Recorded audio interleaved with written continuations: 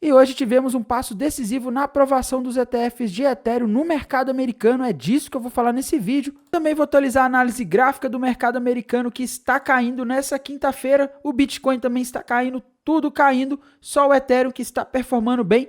Vou também atualizar a análise de sentimento do mercado, comentar sobre os dados macroeconômicos e atualizar a análise gráfica, comentar sobre esse evento da Ethereum e também atualizar a análise das principais criptomoedas. Mas antes de continuar, meus amigos, não deixem de se inscrever aqui no canal da Aperio no YouTube e ativar o sininho para receber as notificações, deixar o like para dar aquela força, deixar o seu comentário aí embaixo e bora lá atualizar a situação do mercado. Bem, pessoal, então vamos aí falar da situação do Bitcoin, começando aqui pelo rei do mercado, né? O que está acontecendo hoje, tá? Como eu havia dito nos últimos dias, pessoal, o Bitcoin poderia corrigir ali para a região dos 67, talvez até a região dos 66 mil dólares. Tá? Ele está fazendo um movimento no mercado aí conhecido como pullback, que é quando o mercado ele inicia o rompimento de um padrão gráfico, que no caso aqui seria uma bandeira de alta, né? E depois desse rompimento, que no caso teria iniciado ali na segunda-feira com aquela subida aí de 7% do Bitcoin, é muito comum o mercado recuar ao ponto que foi rompido, tá? A linha que ele está rompendo, que no caso aqui é a região ali dos 67, podemos considerar até a região dos 66 mil dólares, que seria esse ponto aí que o mercado poderia recuar, tá? E o mercado acabou fazendo isso, né? Ontem no vídeo eu comentei que no gráfico de uma hora do Bitcoin havia uma bandeira de baixa sendo rompida, tá? Com alvo lá nos 67 mil dólares. Então o Bitcoin foi lá nos 67, ele foi até um pouco mais, né? Ele foi ali na região dos 66.800 aproximadamente, tá? Isso é normal nesses contextos de queda, né? O mercado às vezes vai um pouco mais mesmo, tá? Mas o importante é que o Bitcoin está se segurando aqui acima dos 67, isso mostra que essa região está sendo suporte, isso é extremamente importante. E no fim do dia, isso é um sinal para o mercado de que essa bandeira de alta, né, está sendo respeitada. Se ela está sendo respeitada, é sinal de que a tendência de alta para o Bitcoin e para o mercado de criptomoedas prevalece nos últimos dias, tá?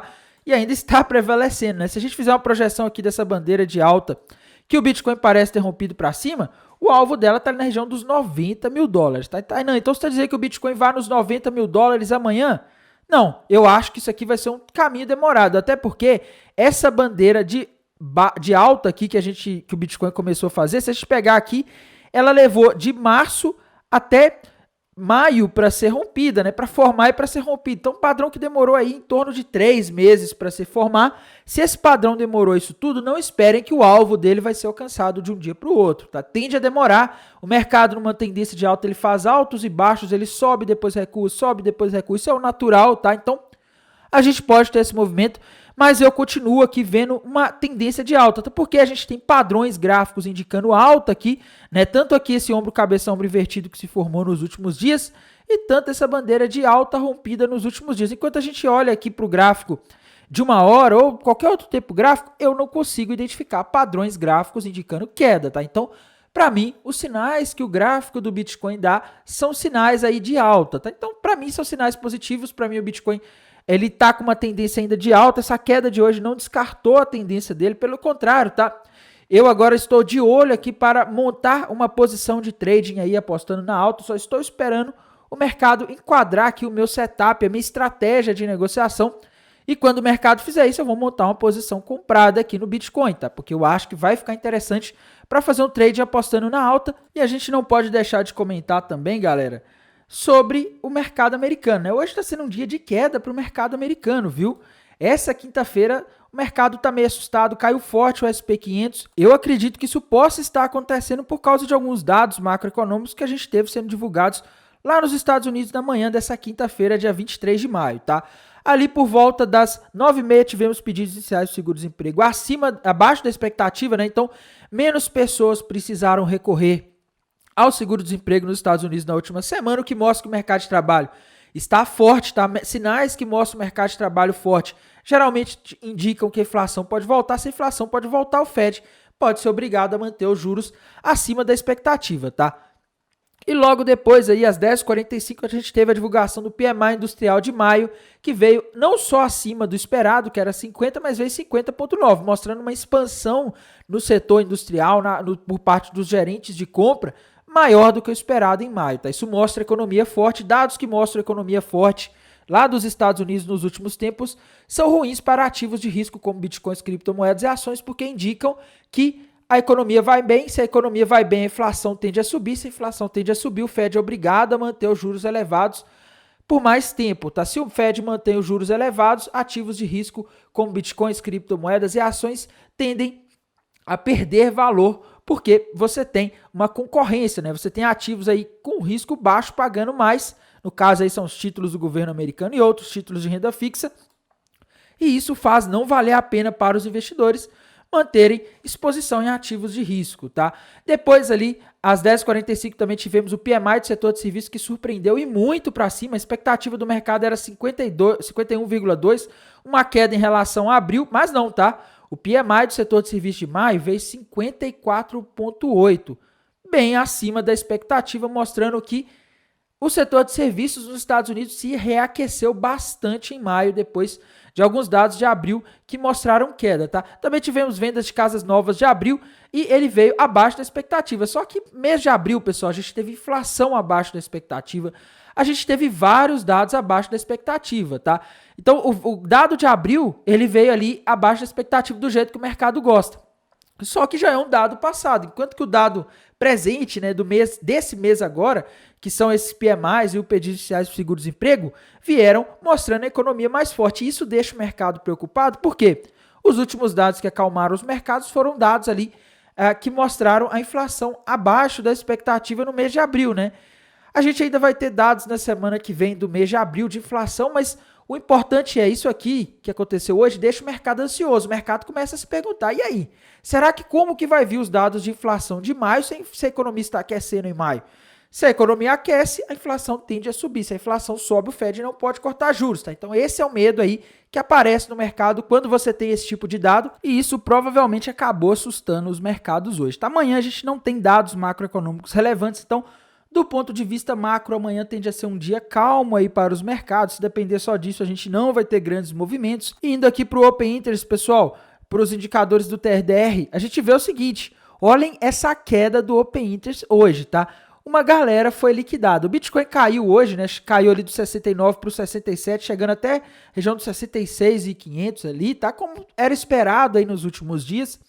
E dentro desse movimento, pessoal, o que é interessante olhar aqui é o seguinte, o Open Interest caiu aí muito, mas muito, tá? Essa queda no Open Interest significa que muitas pessoas que estavam com posições abertas ou fecharam suas posições ou foram liquidadas, o que significa que temos menos liquidez agora nos mercados futuros aí, tá? Com isso, o mercado tende a ficar um pouquinho mais parado, o que me leva a suspeitar que esse movimento de pullback do Bitcoin nos 67 mil dólares, ele pode não ser um movimento em V, mas um movimento ali em forma de o padrão do Bart, que o pessoal chama. Tá? O mercado pode ficar uns dias ali no 67, até aparecer alguma informação, algum evento que faça ele voltar ali para a tendência de alta. Tá? Então, eu tô vendo aqui o cenário meio chato. Tá? A gente pode ter alguns dias de lateralização aí, em breve no Bitcoin, principalmente. Aqui no mapa de calor da High Block, famoso Liquidation Rich Map, a gente tem liquidez de todo lado. Né? Quando a gente olha aqui, a gente tem liquidez abaixo, o Bitcoin inclusive pegou muita liquidez ali nos 68.700 hoje,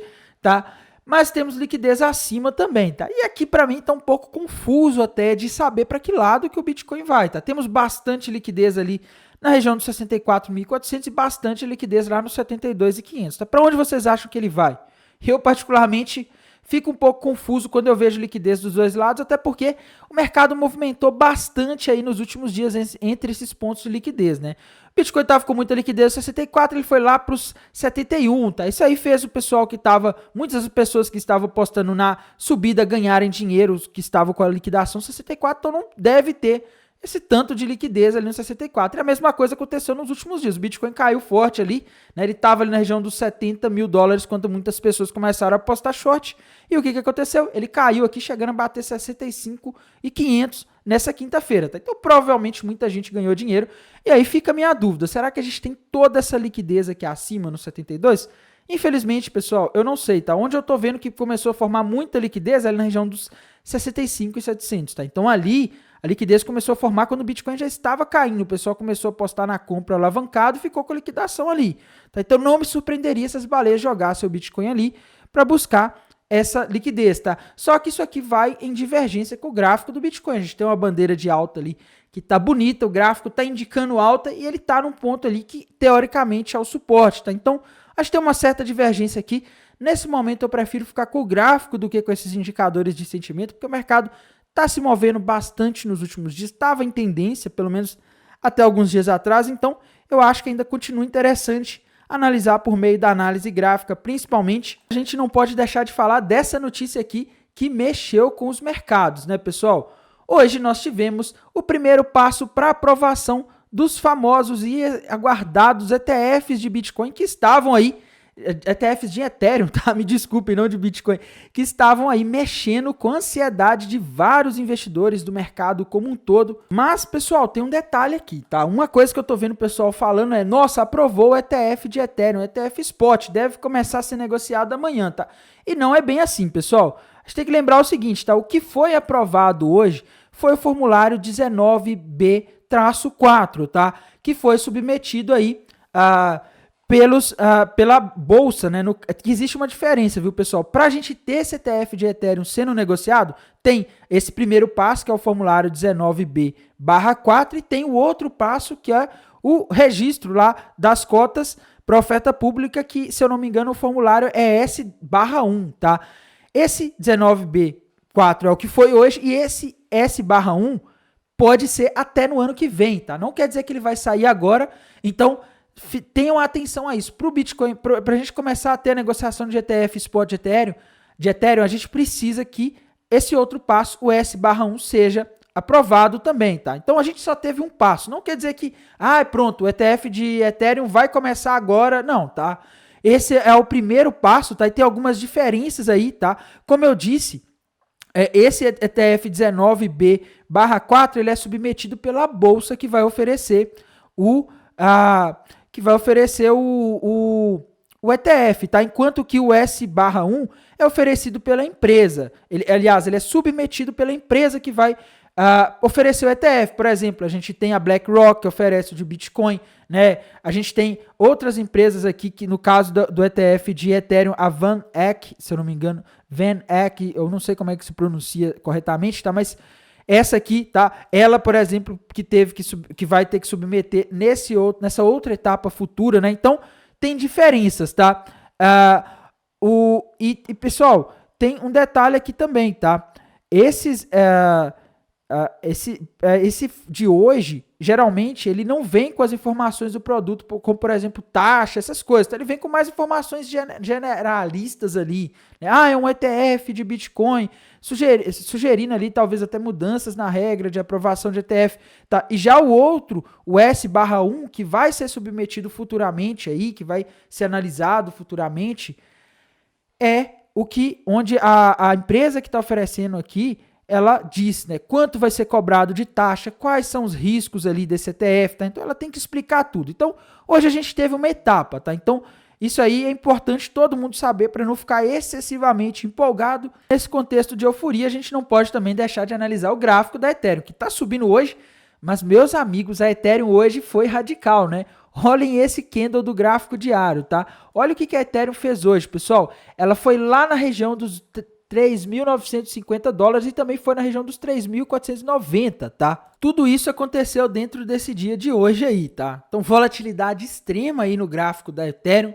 Muita gente deve ter sido liquidada. E do ponto de vista gráfico, Tainan, tem algum padrão gráfico novo? Primeiro, tá? O que eu vinha falando nos últimos dias. A Ethereum, com aquela subida de segunda-feira, ela formou um fundo duplo e rompeu para cima, confirmou um fundo duplo com alvo na região que ela já bateu, tá? Se a gente fizer a projeção aqui desse fundo duplo que a Ethereum formou, o alvo estava na região dos $3.860 aproximadamente. A Ethereum já bateu e nesse momento a gente não tem, pelo menos aqui no gráfico diário, nenhum padrão novo indicando para onde a Ethereum vai, tá? Quando a gente vai aqui para o gráfico de uma hora, também não temos padrões. Então fica um pouco complicado de a gente pegar aqui e começar a fazer desenhos no gráfico e falar para onde é possível fazer uma projeção de preço da Ethereum, tá? A Ethereum agora, na minha visão, tá andando de lado aí, subindo um pouco hoje, mas a gente vai ter que aguardar ela fazer mais padrões gráficos aí para a gente poder montar novas posições, tá? E galera, nesse contexto todo, o que eu tô vendo de interessante aqui é a Solana, tá? A criptomoeda Sol, ela tá muito interessante, pessoal. Hoje ela tá subindo um pouco, chegou a cair bastante ali, chegou a $165, tá? Mas nos últimos dias eu já estava vendo o gráfico dela muito forte, né? Ela segurou bem ali no suporte dos $124, tá? E o mais interessante é que ela rompeu para cima um fundo duplo com alvo lá na região dos $200. E outra coisa, pessoal, existe agora a especulação de que o próximo ETF a ser submetido é o da criptomoeda Solana, meus amigos. Pois é, tá? Isso aí pode gerar bastante especulação no preço da Solana e pode, obviamente, fazer ela subir também quando saírem notícias aí dizendo que existe uma alta probabilidade de aprovação desses ETFs, como aconteceu na última segunda-feira, tá? Geralmente o mercado, pessoal, reage mais no boato do que no fato, tá? Isso é muito comum, muita gente às vezes fica perdido. Por que a Ethereum não disparou após essa notícia, né, de que foi aprovado? Por que disparou segunda-feira quando não tinha sido aprovado e disparou agora? É por causa disso, tá? O mercado muitas vezes reage mais à expectativa do que ao fato, tá? Isso aqui, pessoal, que acontece no mercado é algo que vem da emoção humana, tá? Se você observar quando você era criança e você ia para o seu primeiro dia de aula numa escola nova, você ficava cheio de expectativa, né? Você ficava todo feliz. Nossa, amanhã eu vou ter aula na escola nova. Lá no segundo dia, talvez no final da primeira semana de aula, você já não estava nem aí, né?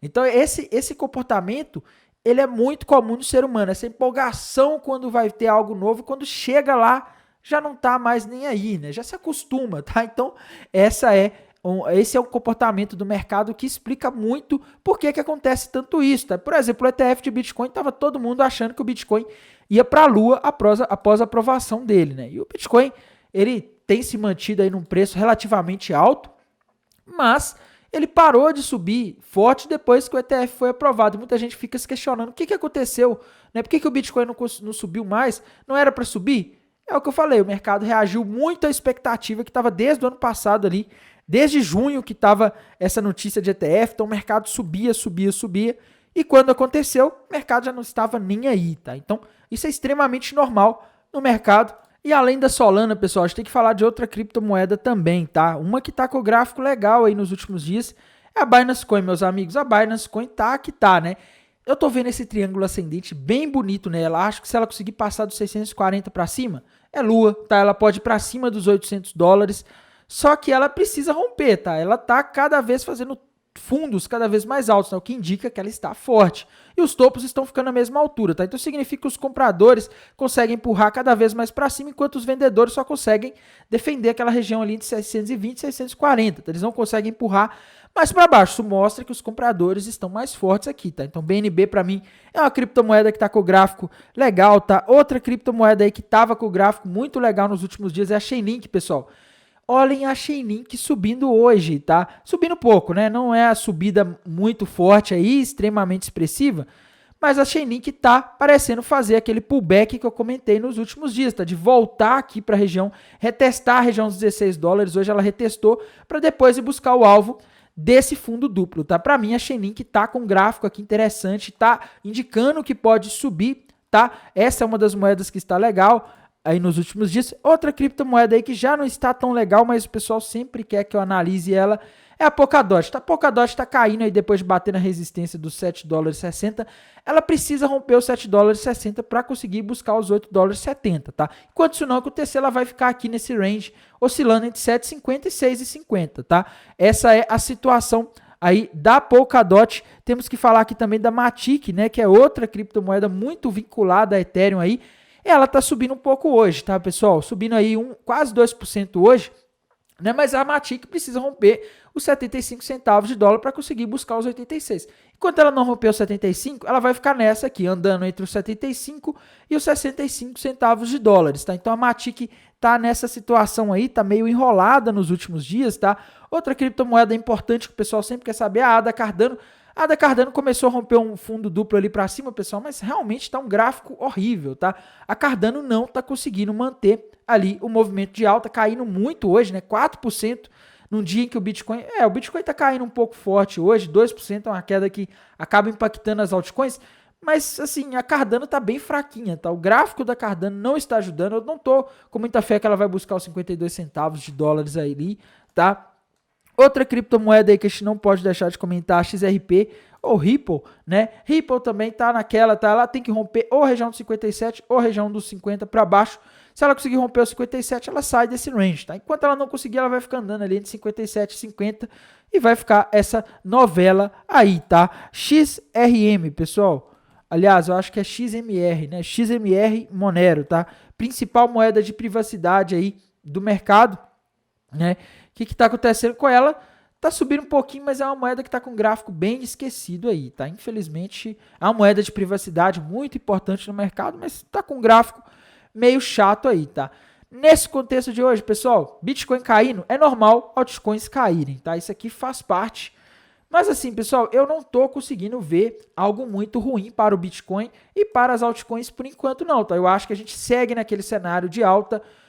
E no mais, vou mantendo vocês atualizados aqui pelo canal do YouTube, vou mantendo vocês atualizados lá pelo canal do Telegram. Desejo a todos um excelente final de quinta-feira, um bom descanso e bons negócios. Até mais, tchau!